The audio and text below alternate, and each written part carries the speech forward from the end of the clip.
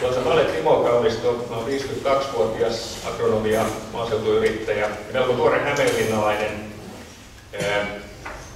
Olen aikaisemmin ollut politiikassa mukana sillä tavalla, että olen ollut valtuustotasolla ja maakuntavaltuustotasolla ja sitten tuolla Varsinais-Suomessa kansanedustajana yhden kauden 2007-2011.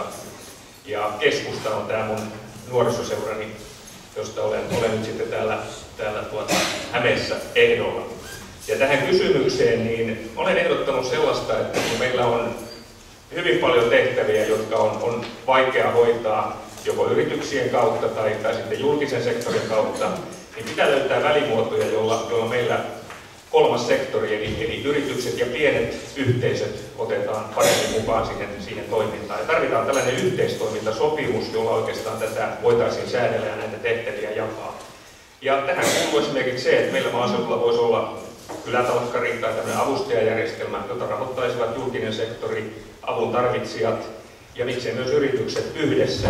Ja sitä kautta me voitaisiin säästää kustannuksissa ja saada takaisin niitä palveluja, jotka nyt on monesti esimerkiksi maaseudulta ja hankalimmista olosuhteista kadonnut. Politiikka perustuu luottamukseen ja luottamus oikeastaan lähtee kahden politiikassa toimivan välisistä keskinäisistä arvostuksista ja luottamuksista, ja tästä meillä on kyllä pula. Ja se on johtanut siihen, että meillä ei oikein nyt johdeta tätä maata.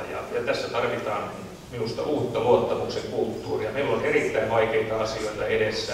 Ei ole mitään helppoja päätöksiä edessä. Ja jos joku odottaa, että tulee kovasti lupauksia, niin voin sanoa, niin kuin Jörg Donner sanoi joskus vaalimainoksessaan, että lupaan, ette lupaa mitään. Koska kyllä taloudellinen tilanne on erittäin vaikea, mutta sellaiset perusarvot, jotka liittyvät päätöksentekoon, on varmasti oikeudenmukaisuus ja semmoinen mahdollisuuksien tasa-arvo ja eteenpäin katsominen. Niitä pitää nyt vaan voimakkaasti tukea ja uskaltaa yhdessä viedä eteenpäin.